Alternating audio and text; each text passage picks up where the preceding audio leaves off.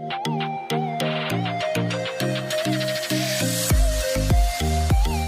Friends, मेरा नाम है कुशाग्र अवस्थी और मेरे इस YouTube channel learning with maths में आप लोगों का बहुत बहुत स्वागत है। जैसा कि आपने मेरी लास्ट वीडियो में देखा था, मैंने एक्सरसाइज 1.2 और उससे भी पहले 1.1 एक्सरसाइज से रिलेटेड 2 वीडियो बनाए थे और उन दोनों वीडियो को देखने के बाद आप दोनों एक्सरसाइज कर सकते थे अच्छे से। और आज मैं उसी बात को थोड़ा आगे बढ़ाता हूँ और आज का जो टॉपिक है कि आप इस वीडियो को देखने के बाद क्लास 9 की एनसीईआरटी की 1.3 एक्सरसाइज या और भी जो बुक्स हैं उसमें जो इससे रिलेटेड क्वेश्चंस हैं या एक्सरसाइज है, आप उस क्वेश्चन को कर सकें। तो मैं पूरा विद बेसिक के साथ आपको चीजें एक्सप्लेन कर रहा हूँ। तो चलिए अपनी बात को स्टार्ट करते हैं। तो बात को समझने से पहले हमें 3 बातें समझनी होगी। मैंने आपको लास्ट वीडियो में बताया था, मैंने आपको रैशनल नंबर, इर्रेशनल नंबर के बारे में डिस्कस किया था कि रैशनल नंबर क्या होते हैं जिनको हम लोग P/Q की फॉर्म में लिख सकते हैं। वही रैशनल नंबर होते हैं जहां Q does not equal to 0 बताया था। और इर्रेशनल नंबर क्या होते हैं जिनको हम P/Q की फॉर्म में नहीं लिख सकते हैं। मेरे ख्याल से मैंने आपको लास्ट वीडियो में सब बताई थी। अब terminating decimal, non terminating recurring decimal और non terminating non recurring decimal के बारे में डिस्कस करते हैं। ये भी रैशनल और इर्रेशनल नंबर की कैटेगरी के नंबर हैं। जैसे अगर कोई डेसिमल का हमने यहाँ पे फ्रैक्शन लिखी, सपोज करिए 7/8 लिखी, फिर एक फ्रैक्शन लिखी मैंने यहाँ पे 7/8 को फ्रैक्शन लिखी, फिर मैंने यहाँ सपोज करिए फ्रैक्शन एक लिख दी 15/2 लिखी, 2 फ्रैक्शन लिखी। अच्छा, आप अगर इनको सॉल्व करेंगे, आप इनको सॉल्व करिए, आप सॉल्व करेंगे तो आप ये पाएंगे कि जब 8/7 को आप इससे डिवाइड करेंगे तो पॉइंट लगाएंगे, 0 बढ़ाना पड़ेगा आपको सॉल्व करने के लिए। तो 8 6 जा 8 8 जा 64 का 6 पॉइंट लगाया, पॉइंट तो लगाइए, पॉइंट लगाया, 0 बढ़ा दिया तो कितना हो जाएगा 8 7 जा 56 का 4 पॉइंट लगाया, 0 फिर फ्री में बढ़ाया, 8 5 जा 40। तो आप ये देख रहे हैं कि जब इस क्वेश्चन आपने इस फ्रैक्शन को सॉल्व किया तो अपना जो आंसर आया ये कितना आया 0.875 आया। ये आंसर का मतलब ये हुआ कि आपने इसको सॉल्व करने के बाद ये एक एंड पे खत्म भी हो गया। आपने इसको सॉल्व किया, ये सॉल्व हो गया, भले डेसिमल तक गया लेकिन फिर सॉल्व भी हो गया। आपको ऐसा नहीं कि बढ़ता चला गया, आप डिवाइड करते गए, ऐसा कुछ नहीं हुआ। इसी तरीके से आप अगर इसको भी डिवाइड करेंगे तो आप जब सॉल्व करेंगे तो यहाँ पे जो आंसर आएगा ये 7/7.5 आएगा। तो आप ये देख रहे हैं कि टर्मिनेटिंग डेसिमल का मतलब ये होता है कि वो फ्रैक्शन आप जिनको सॉल्व करें और जो आंसर आए अगर डेसिमल में जाता भी है तो वो एक एंड के बाद खत्म हो जाए, 2 पॉइंट के डेसिमल के बाद 2 डिजिट 3 डिजिट 4 डिजिट के बाद वो फिनिश हो जाए, तो उनको हम बोलते हैं टर्मिनेटिंग डेसिमल। इस तरीके से एक एग्जांपल और लेते हैं इससे। अब जैसे मैंने एक एग्जांपल लिया 13/10 और एक एग्जांपल लिया मैंने 5/2। अच्छा बताइए 5/2 का मतलब क्या हुआ 2.5 हुआ और 13/10 का मतलब क्या होगा 1.3 हुआ, क्योंकि एक जीरो के बाद पॉइंट। आप सॉल्व भी करेंगे, डिवाइड करेंगे तो भी यही आएगा। तो आप ये देख रहे हैं टर्मिनेटिंग डेसिमल में कि एक समय बाद जो चीजें हैं वो रुक जा रही हैं, कि मतलब कि आप जो फ्रैक्शन है वो डेसिमल तक तो जा रही बातें लेकिन एक इंट के बाद वो क्या हो रही है, एक निश्चित आंसर आ रहा है। तो इसी को हम लोग बोलते हैं टर्मिनेटिंग डेसिमल। दूसरा पॉइंट है, इसको हम लोग बोलते हैं नॉन टर्मिनेटिंग रिक्यूरिंग डेसिमल। अब ये टर्मिनेटिंग तो नहीं है, मतलब कि ये एक एंड के बाद खत्म तो नहीं होते हैं, लेकिन रिक्यूरिंग वर्ड इस पे जोड़ दीजिएगा। रिक्यूरिंग मतलब कि बार बार वही रिपीट हो रहा। जैसे आपने 10/3 लिखा, आप अक्सर जब क्वेश्चन सॉल्व करते थे 8 में 7 को जब आंसर आता तो जैसे 10/3 आता था तो आप लोग ऐसे लिख देते थे इस तरीके से, क्योंकि सॉल्व होता नहीं था तो आप इसे मिक्स्ड फ्रैक्शन लिख देते थे। और अगर आप सॉल्व करने की कोशिश भी करते थे, डेसिमल में ले जाते थे, तो 3 को जब 10 से डिवाइड करते तो 3 3 जा 9, 1 आया, पॉइंट लगाया, 0 बढ़ाया, 3 3 जा 9, 10 में 9 गया, 1 आया, पॉइंट लगाया, 0 बढ़ाया, 3 3 जा 9, 1 लगाया, पॉइंट लगाया, 0 बढ़ाया, 3 3 जा 9। तो आप इस तरीके से देख रहे थे कि वही चीज बार बार वही सेम रिमाइंडर आ रहा है, फिर हम पॉइंट लगाए तो 0 बढ़ाते जा रहे हैं, लेकिन कोई आंसर जो है कि बहुत डेफिनेट आंसर नहीं आ रहा है कि एक इनके वजह से यहाँ आंसर समाप्त हो रहा था। कि यहाँ पे क्या है कि वही बार बार 333333 आता जा रहा है। और आप ध्यान से देखिए एक पैटर्न भी फॉलो हो रहा है कि बार बार 333 आ रहा है। तो इसी को हम बोलते हैं नॉन टर्मिनेटिंग। टर्मिनेटिंग तो नहीं है कि ये एक डिजिट पर समाप्त तो नहीं हो रहे हैं, लेकिन रिक्यूरिंग मतलब कि एक डिजिट, 2 डिजिट, 3 डिजिट रिपीट होते हैं। अब देखिए 3 पॉइंट है, 3333, आप जितनी बार सॉल्व करेंगे 3333 आएगा। उसी तरीके से एक और क्वेश्चन लेते हैं। अब 1/7 को आप सॉल्व करिए। आप 1/7 को सॉल्व करिए। आप जब 1/7 को सॉल्व करेंगे तो 1 लिखेंगे, पॉइंट लगा है, 0 बढ़ाया, 7 बन जा 7, 3 बचा, पॉइंट लगा है, 0 बढ़ाया, 7 4 जा 28, 2 बचा, 7 पॉइंट लगा, 0 बढ़ाया, 7 थोड़ा बड़ा लिख दे, 7 2 जा 14, 6 लिखा, पॉइंट लगा है, 0 बढ़ाया, 7 8 जा 56, 4 आया, पॉइंट लगा है, 0 बढ़ाया, 7 5 जा 35, 5 आया, पॉइंट लगा है, 0 बढ़ाया, 7 7 जा 49, कितना आया, 1 आया, 1 आया। अब फिर जब पॉइंट लगा है 0 बढ़ाएंगे तो अब 10 आ गया। इसको मैं थोड़ा यहां लिखता हूं, जब 10 आया अब फिर यहां पॉइंट लगा 0 बढ़ाया तो क्या ये 10 हो गया। 7 12 कितनी बार पढ़ेंगे, वन टाइम, 7 1 जा 7। लेकिन जब 7 7 लिखेंगे तो आप देख रहे हैं यहीं से स्टार्टिंग हुई थी, आके फिर यहीं से स्टार्ट हो गए कि आप जो इसको फिर सॉल्व करेंगे 1 आया, आप करेंगे, आप फिर सॉल्व करेंगे 3 बचेगा, 0 आएगा, 30 हो जाएगा, और 7 4 जाएगा, फिर 28 हो जाएगा। तो अभी देख रहे हैं ये पूरे जितने भी डिजिट है, 5 डिजिट है, ये 6 डिजिट, ये 6 डिजिट बार बार रिपीट हो रहे हैं। और एक यही पैटर्न हर बार आप जितनी बार डिवाइड करते हैं, आप जितनी भी बार डिवाइड करते हैं, यही पैटर्न बार बार फॉलो होता जाएगा। तो नॉन टर्मिनेटिंग डेसिमल का मतलब क्या हुआ कि वो डेसिमल जिनका आंसर एक एंड तक तो नहीं है, आंसर कभी फिनिश तो नहीं हो रहा है, लेकिन हो क्या रहा है कि एक पैटर्न फॉलो हो रहा है, तो वही होते हैं नॉन टर्मिनेटिंग डेसिमल्स। और जो ये एक्सरसाइज आपकी बेस्ड है, ये आपकी 90% एक्सरसाइज जो है वो इसी बात पे बेस्ड है, नॉन टर्मिनेटिंग डेसिमल पे। कि इस आपको क्वेश्चन लिखा होगा इस तरीके से, आपको बोलेगा इसको P/Q फॉर्म में कन्वर्ट करें, मतलब कि फ्रैक्शन फॉर्म में, तो उसको कुछ प्रोसेस है, उसमें मैं बाद में डिस्कस करूंगा। चलिए तीसरी बात मैं डिस्कस करता हूं, जिसको हम लोग बोलते हैं नॉन टर्मिनेटिंग डेसिमल। अब इसके लिए आप इसे वैल्यू, आप बहुत सिंपल वैल्यू लेते हैं, √2 लेते हैं। √2 की वैल्यू क्या होती है, 1.414 एंड सो ऑन। आप सॉल्व करेंगे, ये एक मतलब कि कोई ना पैटर्न फॉलो हो रहा है, ना कोई एक निश्चित के बाद समाप्त हो रही है, तो इसको हम लोग क्या बोलते हैं, नॉन टर्मिनेटिंग डेसिमल।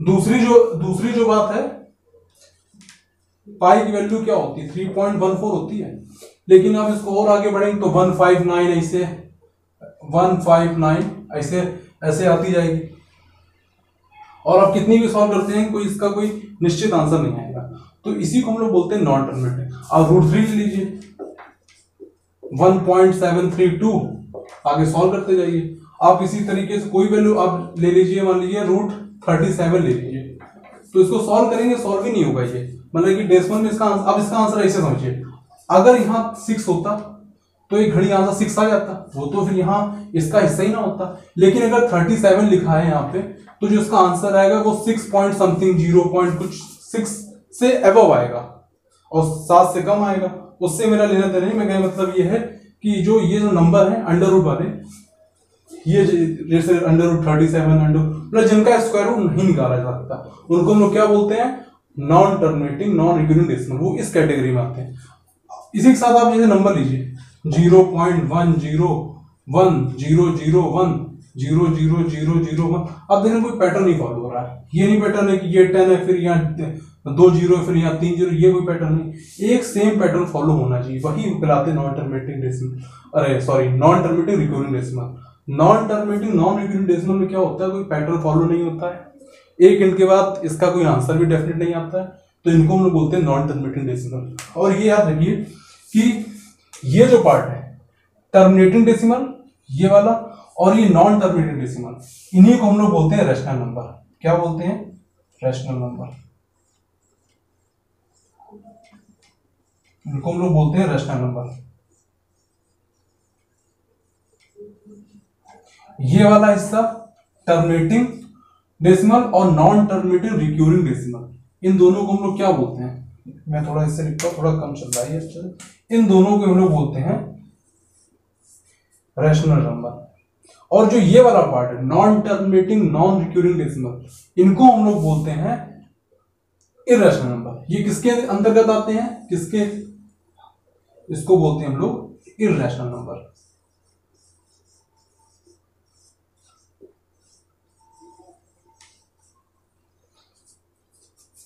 तो चलिए कुछ क्वेश्चन डिस्कस करते हैं जो आपकी एक्सरसाइज में जो इंपॉर्टेंट क्वेश्चन है, इंपॉर्टेंट का मतलब कि कुछ क्वेश्चन कराएंगे जिसकी दम पे आप एक्सरसाइज के बाकी क्वेश्चन आप कर सकें। आपका किस तरीके से क्या एक अप्रोच लगानी, क्या कंसेप्ट लगाना है, इस पे डिस्कस करते हैं। एक दो क्वेश्चन लेते हैं जैसे ये क्वेश्चन लिखा कि आपको दिखाना है कि 0.9 जो है इसको आपको P/Q की फॉर्म में शो करके दिखाना है। इसको आपको सॉल्व करके क्वेश्चन भी आता है। अच्छा, ये सिंबल लगा है इसका मतलब ये है कि 0.9 जो है ऐसे लिखा है 0.9999 एंड सो ऑन। कितनी बार लिखते हैं, ये बस एक पैटर्न फॉलो होता जा रहा है 999। तो इसको हम बोलते हैं बार। क्या बोलते हैं, बार। थोड़ा बड़ा लिखते हैं। तो इसको हमें P अपॉन मतलब कि फ्रैक्शन फॉर्म में लिख के दिखाना। तो इसको फ्रैक्शन फॉर्म, क्योंकि ऐसे का लिखा है तो हमको यही नहीं पता कि इसमें कितने सारे 9 है, तो हम ऐसे नहीं शो कर सकते। तो हमें क्या करना पड़ेगा, हमें ये पूरी बात को हम लेट कर लेते हैं x equal to 0.9, x equal to 0.9 let किया और ये ऐसे लिखा था। इसका मतलब ये समझिए इसमें आप कितने भी 9 लिख दीजिए कोई फर्क नहीं पड़ेगा, या इसको आप लिख देते हैं 0.99999 लिखते जाइए, कितनी बार जितनी बार आपको मन करे लिखते जाइए, कोई फर्क नहीं पड़ना। तो उसके लिए बार का सिंबल लगा दिया जाता है। तो हम क्या करते हैं, इसमें हम x इक्वल टू ये ले लें या ये ले लें, इसमें हम क्या करते हैं जितने पे बार लगाओ, जितने बार लगाओ, तो बार कितने डिजिट पे लगा है, 1 डिजिट पे लगा, तो हम 10 से मल्टीप्लाई करेंगे। अगर बार यहाँ 2 डिजिट पे लगा होता तो 100 से करते, अगर 3 डिजिट पे लगा होता तो 1000 से मल्टीप्लाई करते। कुछ क्वेश्चन डिस्कस करूंगा तो ये ध्यान रखिएगा। तो ये जब 0.9 ये लिखा है तो x इक्वल टू क्या लिखा हमने, हम ये वाला नंबर लिखते हैं क्योंकि सब आपस बराबर, तो हम ये लिख लेते हैं 0.9999 और 9। क्या हमने बताया कि एक के बार है तो एक 10 बस 10 से मल्टीप्लाई। जैसे आपने 10 से मल्टीप्लाई किया इधर भी उधर भी, तो ऐसे लिखेंगे आप यहाँ पे v multiply by 10 both side. Statement अपने हिसाब से आप लिख लेंगे, बस आपको सॉल्व करना आना चाहिए। तो ये सॉल्व करेंगे आ जाएगा 10x, और जब इधर आप सॉल्व करेंगे, अच्छा बताइए आपको ये पता होगी बात कि अगर 7.6 लिखा है और इसमें अगर हमने 10 से मल्टीप्लाई कर दिया तो 1 का 6 में 6, 1 का 7 में 7, एक जीरो लगा, एक जीरो बढ़ा दिया, और पॉइंट के कितने डिजिट बाद है, 1 डिजिट बाद, यहां हमने एक पॉइंट लगा दिया।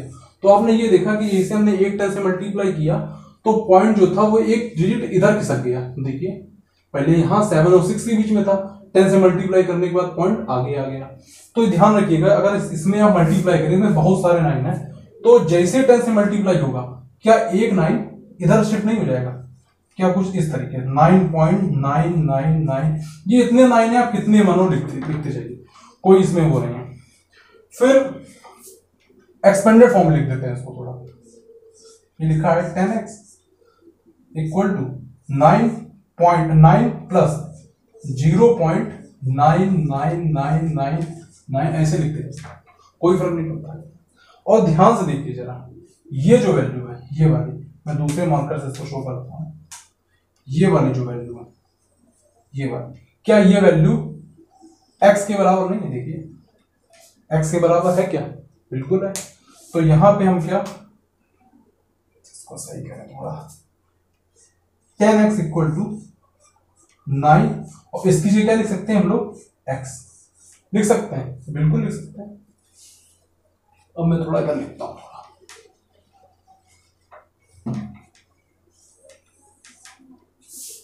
तो ये बताइए जब x इधर आएगा तो क्या हो जाएगा, 10x minus x equal to 9। 10x में एक x गया, कितना बचा 9x equal to 9, 9x equal to 9 यहाँ लिख देते हैं। 9x इक्वल टू जब 9 आया तो x इक्वल टू कितना आ गया 9, और ये भी नीचे आ जाएगा 9, 9 से 9 कट गया, x इक्वल टू कितना आ गया, x इक्वल टू आ गया 1। और आपको लगेगा ये कैसे आ गया, तो ये 0.9 लेकर लिखा है। 0.9 का मतलब क्या हुआ कि वो लगभग 1 के बराबर है, और 0.9999 लिखा है, तो ये क्या है, अप्रोक्सीमेट 1 ही के बराबर ही होगा। तो इसकी जो फ्रैक्शन फॉर्म आएगी उसका आंसर क्या आएगा, 1 आएगा। चलिए एक क्वेश्चन को और डिस्कस करते हैं। तो क्वेश्चन आपके ब्लैक बोर्ड पे है कि 0.001 इसको हमको, इस 3 पे ये बार लगा है, इसको हमको P अपॉन Q के फॉर्म में लिखना है। तो कहने मतलब क्वेश्चन पूछना आपसे ये चाहता है कि इसको आप फ्रैक्शन फॉर्म में लिख के दिखाइए, या दूसरे वर्डिंग में कहें इसको आप रैशनल नंबर में इसको कन्वर्ट करके दिखाइए। तो क्वेश्चन आपकी एनसीईआरटी बुक खोलेंगे तो क्वेश्चन बहुत से मिलेंगे आपको ऐसे। तो इसको हमें P अपॉन Q के फॉर्म में कन्वर्ट करना है। तो जैसे आप P अपॉन Q के फॉर्म में कन्वर्ट करेंगे तो फिर वही बात, आपको इसको x लेट करना है कि x इक्वल टू 0.001। अगर इन 3 पे बार है, इसका मतलब अगर इसको आप अगर और एक्सपेंड करें तो इसको 0.001 फिर 001 फिर 001, मतलब इस तरीके से आता जाएगा। यही 3 पे पैटर्न चलता रहेगा, तो इस बात का आपको ध्यान रखना होगा। तो इसका मतलब ये होता है। तो अगर मैं यहां पे यही दो लेता हूं, आप समझदार होंगे, आप समझ लेंगे। बार कितने पे, 3 पे, 3 पे बार यानी कि कितने से मल्टीप्लाई, 1 2 3 यानी कि 1000 से मल्टीप्लाई करना पड़ेगा। x इक्वल टू लिखेंगे ये 0.001, 1000 से यहां मल्टीप्लाई और 1000 से यहां मल्टीप्लाई। तो जब मल्टीप्लाई करेंगे तो यहां तो हो जाएगा आपका 1000x, और यहां जो आ जाएगा आपका, आप जब इसको 3 जीरो है तो पॉइंट, अगर इसको रफ में सॉल्व करिए, अगर खाली ये लिखा होता तो आप इसको 1000 से मल्टीप्लाई करते अगर, तो 1 का 1 में 1 होता, 1 का 0 में 0 होता, 1 का 0 में 0 होता, और 1 2 3 जीरो आप यहां चिपका देते हैं, और पॉइंट 1 2 3 यानी 1 2 3, तो कुल मिला के आता क्या, कुल मिला के आ तो 1 ही रहा था ना। तो आप इसको सॉल्व करेंगे तो ये 1 इधर 1 आ जाएगा, इधर ओवरऑल क्या आ जाएगा, 1 आ जाएगा, और इधर क्या बचेगा, इधर तो आप कितनी बार लिखते जाइए, 0.01 बार बचा। ये तो बचे बचे ही रहेगा, बहुत सारे लिखे हैं, आप जितने मन चाहे उतने लिख सकते हैं। तो ये बचा। इसके बाद थोड़ा इसको एक्सपेंड फॉर्म में लिखते हैं, तो 1 प्लस 0.001 बार। हमने 1 को अलग कर दिया और इतने पार्ट को अलग कर दिया। फिर ये बताइए, ये पार्ट को ही तो हमने x सेट किया था, देखिए ध्यान देखिए, इस पार्ट को हमने x सेट किया, तो क्या हो गया 1000x equal to 1 plus x।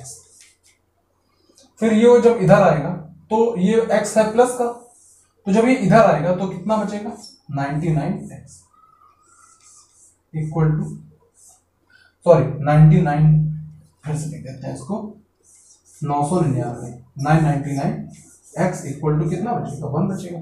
x इधर आया 1000x से, ये प्लस का, तो इधर आया माइनस का x, और 1000x से अगर 1 चला गया तो 999x आएगा, और जब आएगा तो x इक्वल टू ये बचा, तो x इक्वल टू कितना आ जाएगा, x इक्वल टू आ जाएगा 1 अपॉन ये पूरा अच्छा नीचे 999, और देखिए ये P अपॉन Q के फॉर्म में कन्वर्ट हो गया। इसको हमने as a P upon Q form में लिख दिया, फ्रैक्शन फॉर्म में लिख दिया इसको हमने, और यही इस क्वेश्चन का आंसर है। एक क्वेश्चन इससे रिलेटेड में और करता हूं, आइए एक क्वेश्चन को और लेते हैं। क्वेश्चन है x equal to 0.47। Question basically ऐसे लिखा होगा, मात्र ऐसे कि 4.7 ऐसे लिखा है, आपको इसको P अपॉन Q के फॉर्म लिखना है, यानी कि फ्रैक्शन फॉर्म में लिखना है। तो ये कुछ थोड़ा सा अलग टाइप क्वेश्चन है, वही चीज बस थोड़ा सा अलग चीज है, इस पर मैं डिस्कस करता हूं। तो अगर जब इसको P अपॉन Q के फॉर्म में कन्वर्ट करना है तो x इक्वल टू 0.47, तो मैंने क्या था, जितने पे बार कितने पे लगा, 8 डिजिट पे लगा, यानी कि हमें किससे मल्टीप्लाई करना पड़ेगा 10 से। आप इसका मतलब जानते होंगे, इसका मतलब यही है कि 7, बहुत सारे 7 लिखे हैं इसमें, तो जब 10 से मल्टीप्लाई इधर करेंगे तो इधर भी करेंगे। मैंने क्वेश्चन को नोट नहीं किया, आपको डायरेक्ट समझा रहा हूँ। क्वेश्चन आप बुक में एनसीईआरटी बुक अगर स्टूडेंट है तो आपके पास बुक जरूर होगी और आपके पास क्वेश्चन भी लिखे होंगे। तो मैं आपको डायरेक्ट कुछ क्वेश्चन बता रहा हूँ कि इसमें किस तरीके से अप्रोच लगानी है और क्वेश्चन को करना है। तो जब यहां कर लिखेंगे तो हो जाएगा ये 10x, और यहां जब लिखेंगे तो ये जो 4 होगा ये इधर आ जाएगा 4 पॉइंट, क्योंकि 10 से मल्टीप्लाई करते ये एक डिजिट इधर चला जाएगा और 4.7 बार, यही तो आ जाएगा। अब प्रॉब्लम इस क्वेश्चन में ये आती है कि हमने x किसको लेट किया, हमने इस पूरे हिस्से को x लेट किया है, इस पूरे हिस्से को x लेट किया है। और अब मेरे पास समस्या आ गई कि बस यहां इधर खाली पॉइंट के बाद खाली 0.7 बचा है और हमने इस पूरे को क्या माना है 0.47 बार। अब हमें इस हिस्से को किसी भी तरीके से हमको x के बराबर वैल्यू बनानी है। अब वो देखिए कैसे बनाए, क्योंकि अगर आप सपोज करिए इसको आप यहीं तो लिख देंगे, जो अभी तक क्वेश्चन कराए तो उनके अकॉर्डिंग 0.47 बार, लेकिन क्या ये x के बराबर था? ये x के बराबर नहीं था। थोड़ा सा अगर ध्यान से देखिएगा आपको 2 मिनट में बात समझ में आएगी। वो ऐसे कि ये लिखा है 10x और ये लिखा है 4 पॉइंट, आप इसमें कितने भी 7 लिखते जाइए, कोई फर्क पड़ेगा क्या? कोई फर्क नहीं पड़ेगा, मैंने लिख दिया। इसका मतलब ही 7 बार का मतलब यही होता है कि बहुत सारे 7। तो 2 सेकंड के लिए आप ये भूल जाइए 4.7 लिखा है। 4.7 को आप क्या 4.3 प्लस 0.4 या 0.4 लिख सकते हैं कि नहीं लिख सकते? आप इनको ऐड करें, 4.3 में 0.4 ऐड करेंगे तभी तो 0.7 हो जाएगा। तो कुछ नहीं करना आपको, 10x इक्वल टू, तो हमने इस हिस्से से क्या निकाल लिया 4.3 निकाल लिया। तो अब जब इससे 4.3 निकाल लिया, भूल जाइए, तो बचा क्या यहां पे? पॉइंट का 4 बचा, तो प्लस का 1 सेकंड आपको मैं थोड़ा अलग करके बताता हूं। इसको आप ऐसे लिख लीजिए 10x है, एक बार पहले अलग कर लेते हैं इसको। तो 4 पॉइंट प्लस 0.7 फिर 7 फिर 7 बहुत है। तो मैंने अब वो बात आई थी, आपको समझ में आई कि मैंने 4.3 को 3 और 4 के फॉर्म में तोड़ लिया, इसलिए तोड़ा कि 4 मेरा एक इधर आ जाए। अब वो आएगा कैसे, इस पे भी गौर करिएगा। तो लिखा हमने 10x, हमने इसे क्या किया, इस हिस्से से अगर ये समझिए बहुत सारे 7 इसमें, तो इससे हमने क्या किया, हमने इससे 3 इधर ले आए, तो इधर इसको हम 0.3 प्लस 0.4 मिला के ही तो होगा 0.7। तो हमने क्या किया, 0.3 को हमने इधर दे दिया, तो यहां क्या हो जाएगा 4.3 हो जाएगा, और यहां बचा क्या प्लस 0.4 बचा, और 7 बहुत सारे तो ये तो चल ही रहे थे, 4.777 ऐसे चलता जाएगा। तो जब इस तरीके से चलता जाएगा तो ये जो वैल्यू आएगी, ये वाली वैल्यू, ये वैल्यू अब देखिए x के बराबर होगी, कहने x के बराबर, ऐसे बहुत सारे 7 है। तो अगर आपको ये चीज अगर नहीं समझ में आई है, तो जो यहां लिखा है 4, तो मैंने 7 को 4 बनाने के लिए क्या किया, 4 को इधर रखा और 3 को इधर शिफ्ट कर दिया, तो 4.3 इधर आ गया, 0.3 को इधर दे दिया और 4 को इधर ही रखा। वीडियो को एक बार पीछे करिएगा, 2 से 3 बार देखिएगा, इतनी सी बात को, 1 मिनट की बात है, 2 से 3 बार देखिएगा, निश्चित आपको बात समझ में आएगी। तो ये वाली जो वैल्यू है, इसका मतलब होता क्या है, इसका मतलब ही तो होता है 0.47 बार, इसका मतलब यही तो हुआ ना, 4 क्योंकि 7 रिपीट है तो 0.47 बार हुआ। तो 10x इक्वल टू क्या हो गया, ये हो गया 4.3, और ये इसको हमने क्या लेट किया है, इसको हमने x लेट किया, तो यहां पे x आ जाएगा। अब ये इधर आएगा, ये कितना हो जाएगा, ये प्लस का x, इधर 10x, इधर आया कितना बचा 9x, एक x कम हो गया 4.3, x इक्वल टू कितना आ गया 4.3 डिवाइडेड बाय 9, पॉइंट हटाया 0 बढ़ाया, तो आंसर अपना कितना आ गया x इक्वल टू 43/90, और यही अपना इसका आंसर है। तो आपने देखा कि किस तरीके से मैंने एक क्वेश्चन आपके सामने स्क्रीन पे और है, क्वेश्चन है 5.7 and 9/11, find the different decimal, find the different irrational number. तो आप जब इसको सॉल्व करेंगे 7, तो जो आएगा वो आएगा 714285, ये आएगा। इसको आप कितनी भी बार सॉल्व करेंगे यही आएगा। और जब आप इसको सॉल्व करेंगे तो आएगा 0.81। उस पर भी बार, मतलब कि ये चीज बार बार आप जो डिवाइड करेंगे तो ये चीज बार बार रिपीट होती रहेगी। तो इसके बीच हमको डिफरेंट, हमें सपोज कि 3 लिखने हैं, 3 इरेशनल नंबर लिखने हैं, 3। तो 3 इरेशनल नंबर लिखने हैं तो ये 7 1 लिखा है, 7 1 4 2 8 5, 7 1 4 2 8 6। आप ये भी लिख सकते हैं, ये भी इसके इन दोनों के बीच में आप ये लिख सकते हैं 7 1 4 2 8 7, ये भी लिख सकते हैं 7 1 4 2 4 3 0 0, आप ये भी लिख सकते हैं। इस तरीके से आप इसके बीच, इन दोनों नंबरों के बीच, आप ये ध्यान देखिए 0.71 है, 0.81 है, ये ध्यान रखिए। ये पॉइंट के बाद एकदम वो चीज 0 के बराबर होती है, तो 0.71 और 0.81 में आप बहुत से नंबर, आप 0.77 ले लीजिए, ये भी क्या है, ये भी इरेशनल नंबर है। आप 0.76 ले लीजिए, ये भी क्या है, इरेशनल नंबर है। आप 0.80 ले लीजिए, ये भी इन्हीं दोनों के ही बीच में ही आ रहा है। आपका फोकस होना चाहिए 71 और 81 पे, तो ये सब नंबर इसी बीच में ही आ रहा है। इस तरीके से क्वेश्चन करना होगा। अगर क्वेश्चन आपके एग्जाम में आता है तो 5/7 और 9/11, इसमें आपको क्या करना है, डिवाइड करना है। डिवाइड करने के बाद पैटर्न बनेगा, उसके बाद आपको खाली 2 डिजिट पे फोकस करना है। मैंने आपको बता दिया, आपको खाली 2 डिजिट पे फोकस करना है। और इसके भी जितने नंबर है, ये 71 81 है तो 77 हो गया, 76 80 72 73, इनके बीच में जितने नंबर, वो इरेशनल में बहुत सारे हो सकते हैं, हम बहुत से नंबरों को लिख सकते हैं। एक लास्ट क्वेश्चन है कि ये बताना है कि कौन सा नंबर रैशनल है, इसमें कौन सा नंबर इरेशनल है। तो 23 को आप देखिए, √23। मैंने लास्ट वीडियो में आपको बताया, तो अभी बताया कि जिनका स्क्वायर रूट, क्या 23 किसी का स्क्वायर रूट होता है? नहीं होता है 23 किसी का स्क्वायर रूट। अगर √23 किसी का स्क्वायर रूट नहीं होता है तो किस कैटेगरी में आएगा? Irrational number. इरेशनल नंबर कौन कौन से आते हैं कि जिसका हम लोग स्क्वायर रूट ना ले सकें। दूसरा क्वेश्चन है √225। √225 किसका स्क्वायर होता है? 15 का होता है। अगर ये 15 का स्क्वायर है तो यानी कि ये रैशनल नंबर है, यानी कि 15/1 लिख सकते हैं। और रैशनल नंबर का मतलब ही होता है उसे, जिसे हम P/Q की फॉर्म में लिख सकते हैं।